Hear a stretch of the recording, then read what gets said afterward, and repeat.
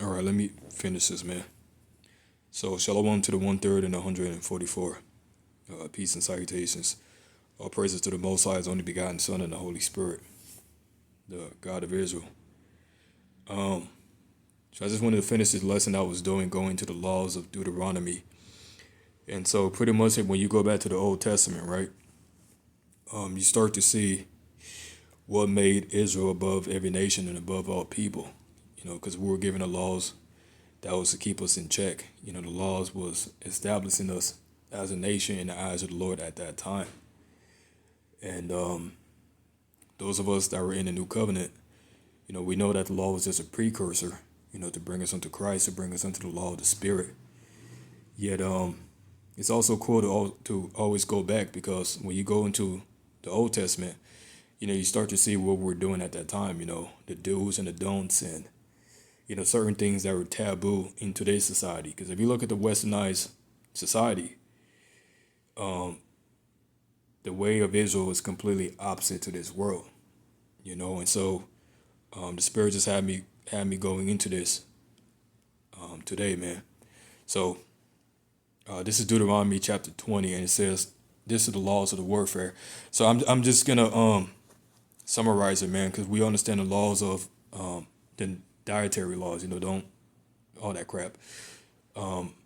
We understand the laws of what was before the cities of refuge. When a man slays a man, he goes to the city of refuge and he abides there. So I'm going to start with Deuteronomy chapter 20. It says the laws of warfare. Verse 1, it says, "When thou goest out to battle against thy enemies, and seest horses and chariots and a people more than thou, be not afraid of them. For the Lord thy God is with thee, which brought thee out of the land of Egypt. And it shall be, when you are come nigh unto the battle, that the priest shall approach and speak unto the people, and shall say unto them, Hear, O Israel, you approach this day unto battle against your enemies. Let not your heart faint, fear not, and do not tremble. Neither be you terrified because of them. For the Lord your God is he that goes with you to fight for you against your enemies, to save you. And the officers shall speak unto the people, saying, What man is there that has built a new house, and has not dedicated it? Let him go and return to his house, lest he die in a battle, and another man dedicate it. And what man is he that has planted a vineyard, and has not eaten of it? Let him also go and return unto his house, lest he die in a battle, and another man eat of it. And what man is there that has betrothed a wife, and has not taken her? Let him go and return into his house, lest he die in a battle, and another man take her." So this is going to the laws of warfare, because many times when we went into battle, only those that were prepared to go into battle were the ones that went. If you wasn't prepared, if you had a wife at home, if you had spoils at home like a vineyard, if you were afraid, you would have to go home. It kind of reminds me of Gideon, and the 300. The Lord had to send some of them home, and that's how it was in Israel. Because the battles that we were facing with the different nations, it was a hard battle. It was a severe battle. Only the strongest were the ones that was appointed to go out to war. Verse 8, "And the officers shall speak further unto the people, and they shall say, What man is there that is fearful and faint-hearted? Let him go and return unto his house, lest his brethren's heart faint as well as his heart. And it shall be, when the officers have made an end of speaking unto the people, that they shall make captains of the armies to lead the people." It says, "When thou comest nigh unto a city to fight against it, then proclaim peace upon it. And it shall be, if it make thee answer of peace and open unto thee, then it shall be that all the people that is found therein shall be tributaries unto thee, and they shall serve thee." Let me get that word for tributaries real quick. The word for tributary, it says, the gang or body of forced laborers, tax workers, laborers, forced service, task work, serfdom, tributary, tribute, levy, taskmasters,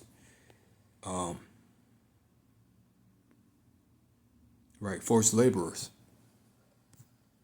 So it says what? And it shall be if it make, verse 10, verse 11. And it shall be if it make thee answer of peace and open unto thee, then it shall be that all the people that is found therein shall be tributaries unto thee, and it shall serve thee. Right? Because one of the things that we did when we went out to war and we actually conquered and slayed our enemies, guess what we'll take of their cattle and their spoils. Most of the time we'll slay the men and we'll take the woman, as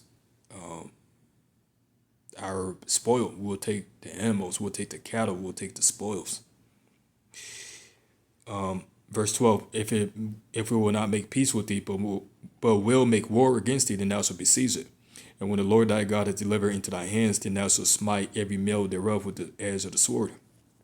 But the woman and the little ones, see how that just fits, and the cattle and all that is in the city, even all the spoils thereof, thou shalt take unto thyself, and thou shalt eat the spoil of thy enemies, which the Lord thy God has given thee.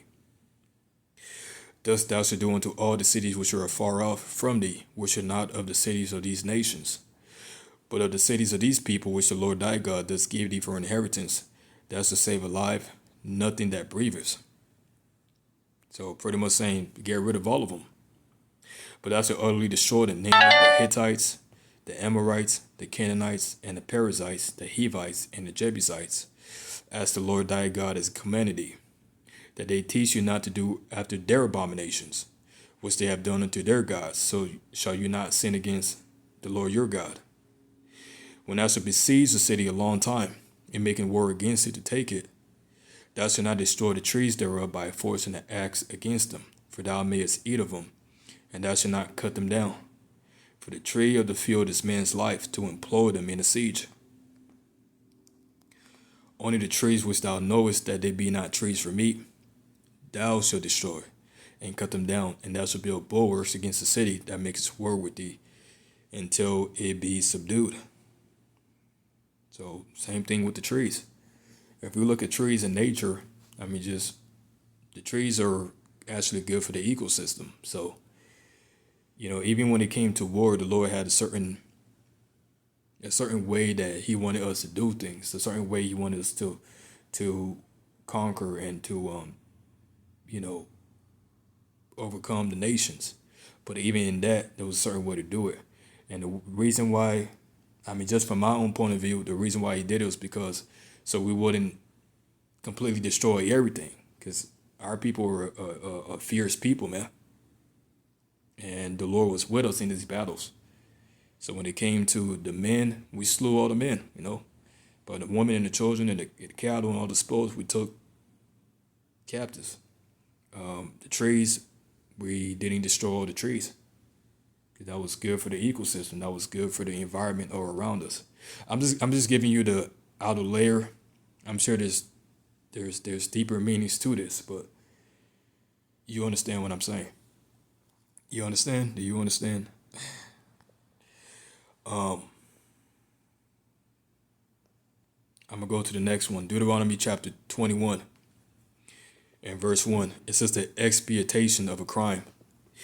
It says, if one be found slain in the land which the Lord thy God giveth thee to possess it, lying in the field, and it be not known who has slain him, then thy elders and thy judges shall come forth, and they shall measure unto the cities which are round about him that is slain. And it shall be that the city which is next unto the slain man, even the elders of that city, shall take an heifer, which had not been wrought with, and which had not been drawn with the yoke. And the elders of that city shall bring down the heifer into a rough valley, which is neither eared nor sown, and shall strike off the heifer's neck in the valley. And the priests, the sons of Levi, shall come near, for them the Lord thy God has chosen to minister unto him, and to bless in the name of the Lord. And by their words shall every controversy and every stroke be tried. And all the elders of that city that are next unto the slain man shall wash their hands over the heifer that is beheaded in the valley. And they shall answer and say, our hands have not shed this blood, neither have our eyes seen it. Be merciful, O Lord, unto thy people, Israel, whom thou hast redeemed, and lay not innocent blood unto thy people of Israel's charge, and their blood shall be forgiven them.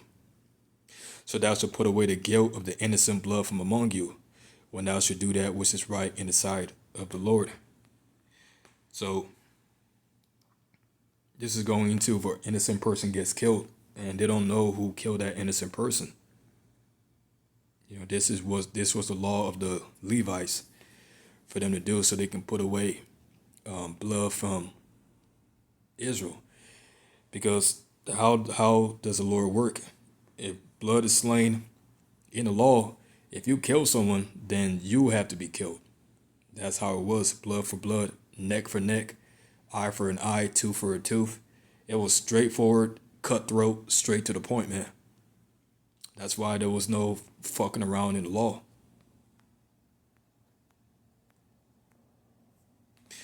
Domestic relations. Verse 10.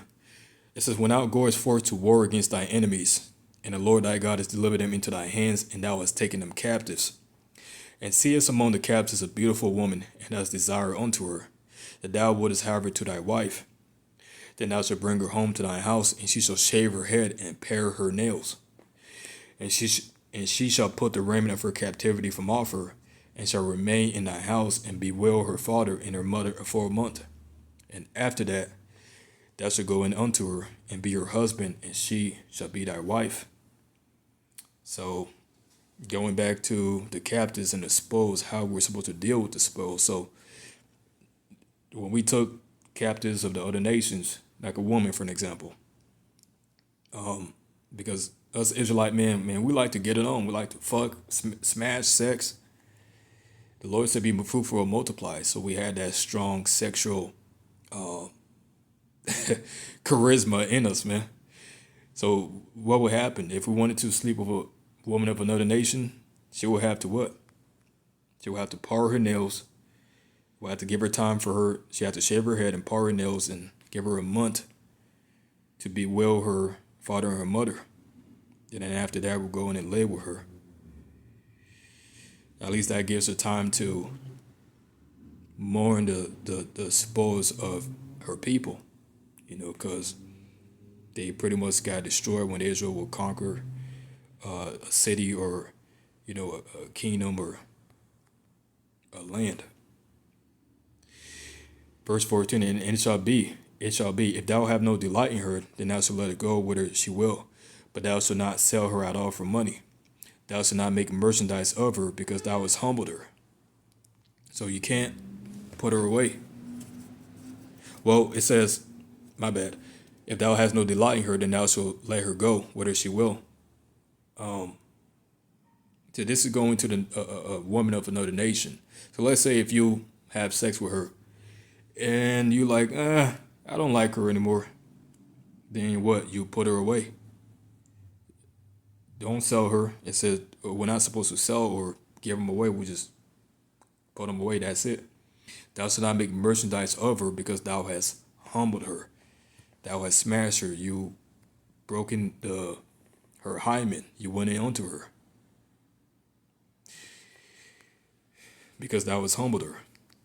Verse 15, if a man have two wives, one beloved and another hated, and they have borne him children, both the beloved and the hated, and if the firstborn sons be hers that was hated, then it shall be, when he maketh his sons to inherit that which he has, that he make not the son of the beloved firstborn before the son of the hated, which is indeed the firstborn. But he shall acknowledge the son of the hated for the firstborn, by giving him a double portion of all that he has, for he is the beginning of his strength. The right of the firstborn is his. That's the law of Israel. The blessing always went to the firstborn. Now, in this case, it's talking about if a man have a woman, right? If he has two wives, because, we can have multiple wives. One has a son, another has a son. But the man loves this wife more than he loves the other wife.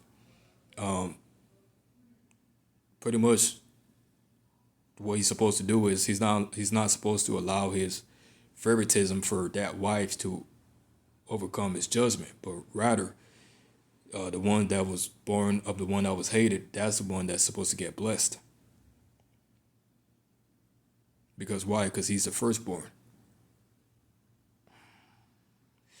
It reminds me of Leah and Rachel. in that instance. It says, "For he shall acknowledge the son of the hated for the firstborn by giving him a double portion of all that he has. For he is the beginning of his strength. The right of the firstborn is his." Verse 18. "If a man have a stubborn and a rebellious son, which will not obey the voice of his father or the voice of his mother, and that when they have chastened him, will not hearken unto him, then shall his father and his mother lay hold on him, and bring him out unto the elders of his city, and unto the gates of his place. And they shall say unto the elders of his city, This our son is stubborn and rebellious. He will not obey our voice. He is a glutton and a drunkard. And all the men of his city shall stone him with stones that he die. So shalt thou put away evil from among you, and all Israel shall hear and fear." Going to a stubborn and rebellious son. See, these are things that, in today's society, if you beat your children, right, they'll be like, oh, they try to lock you up, throw away the key. Oh, you can't do that, because in today's society, the fucking government is trying to rule your household, trying to separate the nuclear family and all this stuff, man.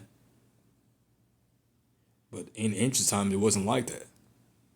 If you have a wicked and rebellious son, like if you look at these Deut out, right, in the streets, in the cities, all this stuff, doing all types of wicked shit, they're supposed to get put to death. That's it, straight to the point. If they're rebellious, gluttonous, they don't want to do shit, you're supposed to put their ass to death. Because why? Because the whole reason why the Lord does this certain things is because if you like a disease, right? If you let a disease alone, it's eventually gonna spread.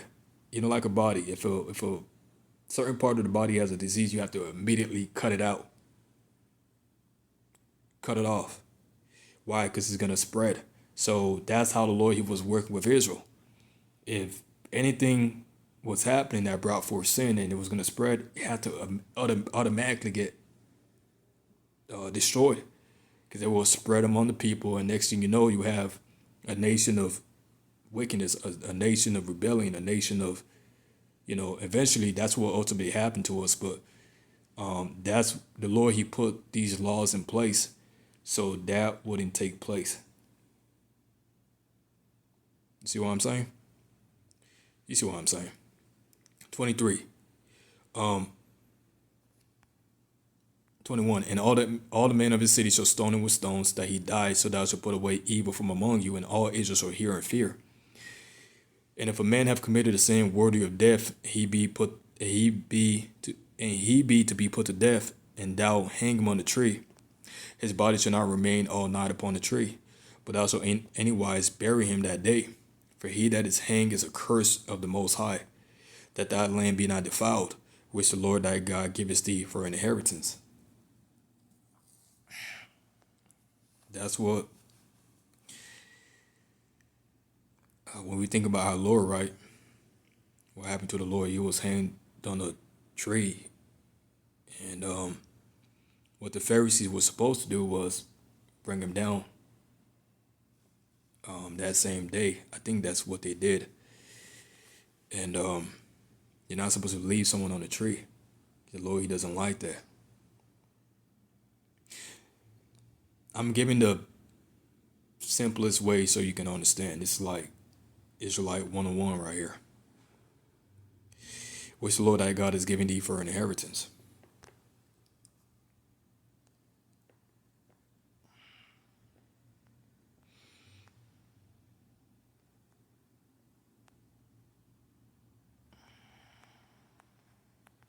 Let's keep on going. Deuteronomy chapter 22 and verse 1. It says the sundry laws. Verse 1. It said, "Thou shalt not see thy brother's ox or his sheep go astray, and hide thyself from him. Thou shalt in any case bring again unto thy brother. And if thy brother be not nigh unto thee, or thou know him not, then thou shalt bring it unto thy own house. And it shall be with thee until thy brother seek after it, and thou shalt restore it to him again. In like manner shalt thou do with his ass, so thou shalt do with his raiment, and with all lost things of thy brothers, which he has lost and thou hast found, thou shalt do likewise, thou mayest not hide thyself." Right, so if you, let's say like in today's time, if you see, let's say you're living in a neighborhood, your neighbor's dog gets out his cage, he's running around the streets, You know, if you see, you're not supposed to hide yourself from it. You're supposed to go get that dog, put it back in the cage, in the backyard, whatever the fuck. The same thing with this right here. We're supposed to, if we're supposed to take care of our neighbor pretty much, help our neighbor out. If we see his animals get lost, go and bring that animal back and restore it. Thou mayest not hide thyself. Thou shalt not see thy brother's ass or ox fall down by the way and hide thyself from him. Thou shalt surely help him to lift him up again. Verse 5. The woman shall not wear that which pertaineth unto a man, neither shall a man put on woman's garment. For all that do so are an abomination unto the Lord thy God. It's pretty clear, straight to the point. Men don't wear that which pertains to a woman. Women don't wear that pertains to a man. But what happens in today's society? Everything is fucking backwards. It's fucking backward. That's why Babylon the Great is going to be destroyed, man. It says, if a bird's nest chance to be before thee in a way in any tree or on the ground, whether there be young ones or eggs, and the dam sitting upon the young or upon the eggs, thou shalt not take the dam with the young, but thou shalt in any wise let the dam go, and take the young to thee, that it may be well with thee, and thou mayest prolong thy days. When thou buildest a new house, then thou shalt make a battlement for thy root, that thou bring not blood upon thy house, if any man fall from thence. Thou shalt not sow thy vineyard with diverse seeds, lest the fruit of thy seed which thou hast sown, and the fruit of thy vineyard be defiled. Thou shalt not plow with an ox or an ass together. Thou shalt not wear garments of diverse sorts, or woolen and linen together. Thou shalt make thee fringes upon the four quarters of thy vesture, wherewith thou coverest thyself. And that's why Israelites today, they still wear fringes. I don't wear any fringes because the fringes is in my mind. The laws is in my heart. See, that's why when you understand the new covenant, you're justified. There we go. Gotta go back to this. Laws of morality. Verse 13. If a man take a wife and go in unto her and hate her, and give occasion of speech against her, and bring up an evil name upon her, and say, I took this woman, and when I came to her, I found her not a maid. Then shall the father of the damsel and her mother take and bring forth the tokens of the damsel's virginity unto the elders of the city in the gate. And the damsel's father shall say unto the elders, I gave my daughter unto this man to wife, and he hated her. And lo, he has given occasions of speech against her, saying, I found not thy daughter a maid, and yet these are the tokens of my daughter's virginity. And it shall spread the cloth before the elders of the city. And the elders of that city shall take that man and chastise him. And it shall immerse him in 100 shekels of silver, and give them unto the father of the damsel, because he had brought up an evil name upon the virgin of Israel. And she shall be his wife. He may not put her away all his days. Right, so let's keep on going. But if this thing be true, and the tokens of virginity be not found for the damsel, then it shall bring out the damsel to the door of her father's house, and the man of her city shall stone her with stone that she die, because she had wrought folly in Israel, to play the whore in her father's house. So thou shalt put away evil from among you. So let's say if a man, he has a wife. He comes on one day, and he suspects his wife of cheating on him. Like, man, I think you bitch, you cheated on me. So what is he supposed to do? He's supposed to bring her onto the elders of the city. And if it be a lie and she didn't sleep with anyone, but she is a virgin, then, they chastise him. They take 100 shekels of silver from him and give it to her father. See what I'm saying? But if it is true, then they killed the woman. They pretty much put her ass to death. Why? So that folly won't be found in Israel.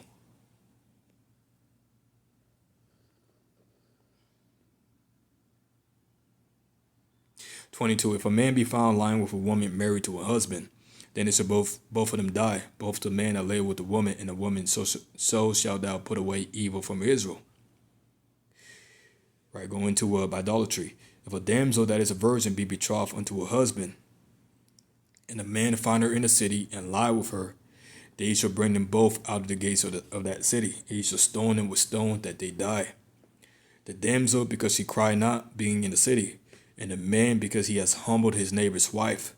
So thou shalt put away evil from among you. Let's go into idolatry again. You're not supposed to sleep with your neighbor's wife, and your neighbor's not supposed to sleep with your wife. Every man's supposed to have his own wife. Now 25.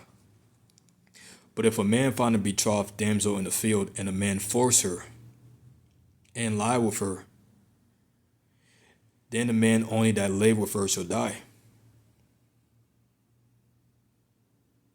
But unto the damsel thou shalt do nothing. There is in the damsel no sin worthy of death. For as when a man rises against his neighbor and slays him, even so is this matter. For he found her in the field, and the betrothed damsel cried, and there was none to save her.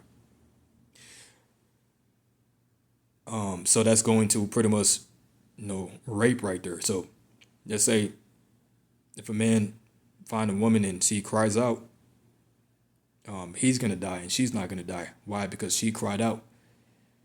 She didn't want it. She didn't ask for it. Now, check this out.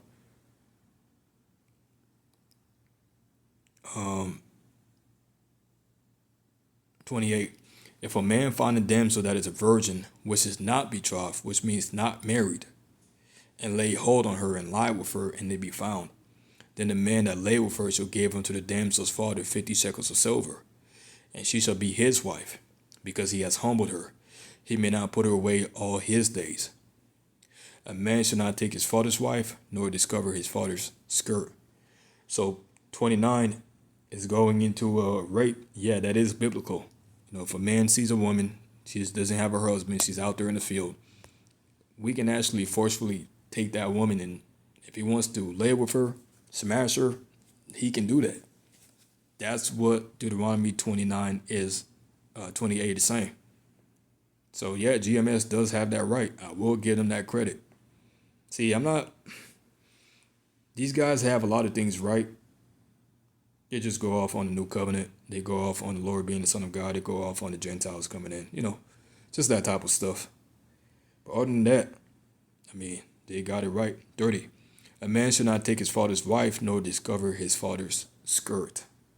Right? Don't be sleeping with your father's wife. So Deuteronomy 33, it says, those, if you have your penis cut off, you're not going to enter into the congregation. The Moabites, the Ammonites, the Edomites, they shall not enter in, even unto the 10th congregation. The bastard shall not enter in the congregation, even to the 10th generation. So he not enter in. And then it says, thou shalt not abhor an Edomite, for he is thy brother. Thou shalt not abhor an Egyptian, because thou was a stranger in his land. So these Edomites out here, you got these guys abhorring Edomites. Esau's Esau. I don't care about Esau. The scripture said we're not supposed to abhor any Edomites, man. Why? Because he's our brother. Whatever the Lord is going to do with Esau, that's what he's going to do. The children that were begotten of him shall enter into the congregation of the Lord in the 3rd generation. When thou goest forth against thy enemies, then keep thee from every wicked thing. If there be among you any man that is not clean by reason of uncleanness that chances him by night, then shall he go abroad out of the camp. He shall not come within the camp. But it shall be when evening cometh, he shall wash himself with water, and when the sun is down, he shall come into the camp. What is that saying? What happens when a man and a woman have sex, his sperm comes out of them. So that makes him unclean. You see what I'm saying? So what? He's supposed to wash himself, and then when the sun goes down, he can come back into the congregation. Thou shalt have a place also without the camp, whither thou shalt go forth. and thou shalt have a paddle upon thy weapon. And it shall be when thou wilt ease thyself abroad, thou shalt dig therewith, and thou shalt turn back and cover that which cometh from thee. And then it goes on to say there shall not be any whores, nor sodomites of the sons of Israel. I understand that. Thou shalt not lend upon usury to thy brother, usury of money, usury of victuals, usury of anything that is lent upon usury, right? So don't be taking loans and all that stuff, or adding things to what your brother owes you. It says, when thou shalt vow a vow unto the Lord thy God, thou shalt not be slack to pay it, for the Lord thy God will require it of thee, and it will be sin unto thee. So there's so much more that we can go into, but I got the whole gist of it. Deuteronomy 25 talks about if brethren, I'm gonna get the last two. If brethren dwell together and one of them die and have no child, the wife of the dead shall not marry out unto a stranger. Her husband's brother shall go in unto her, and take her to him to wife, and perform the duty of an husband's brother unto her. So this is going to the kinsman redeemer. Let's say, a woman and her man dies, right? Then his brother that's alive he's supposed to take her and go in unto her. So what? So he can preserve his brother's seed, so that his brother's seed doesn't pass away from Israel. And it shall be that the firstborn which he beareth shall succeed in the name of his brother which is dead, and that his name be not put out of Israel. And if the man like not to take his brother's wife, then let his brother's wife go up to the gate unto the elders and say, my husband's brother refuses to raise up unto his brother a name in Israel. He will not perform the duty of my husband's brother. Then the elders of his city shall call him and speak unto him. And if he stand to it and say, I like not to take her, then shall his brother's wife come unto him in the presence of the elders, and loose his shoe from off his foot, and spit in his face, and shall answer and say, so shall it be done unto that man that will not build up his brother's house. And his name shall be called in Israel, the house of him that has his shoe loosed. So there's a lot of different laws in here that it's pretty taboo to today's society. Like this next one. When men strive together one with another, and the wife of the one draweth near for to deliver her husband out of the hands of him that smiteth him, and putteth forth her hand and taketh him by the secrets, then thou shalt cut off her hand, thine eyes shall not pity her. See?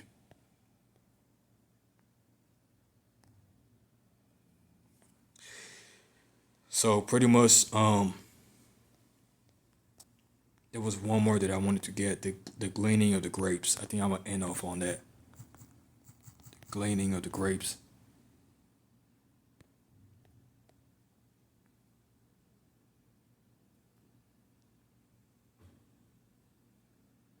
All right, cool. Leviticus chapter 23 and verse 22. And when you reap the harvest of your land, thou shalt not make clean riddance of the corners of thy field when thou reapest. Neither shalt thou gather any gleaning of thy harvest. Thou shalt lead them unto the poor and to the strangers. I am the Lord your God. So just like now, I'm doing all this work, doing these videos. I'm not taking everything for myself, and I'm gonna leave some for the brothers so they can glean as well, so they can have some for themselves, for the poor. Because typically, when the rich man went and got the fruits and everything like that, they wasn't supposed to take everything, because who did they have in the land? They had the poor, they had the strangers. And so they were supposed to leave some of the fruit for the poor and the strangers so they can have some for themselves. So that's going to conclude this whole video. Like I said, you can go to Deuteronomy, you can go to Leviticus, you can read the laws. I just wanted to bring out certain things since we're on the topic of Israel and the land. So these are just diverse laws that our nation had as a people that made us above all nations and all people in the Old Testament. But we know in the New Testament, we're under the law of the Spirit, under grace, under liberty, under Christ, man. That fulfills everything. And with that, shalom.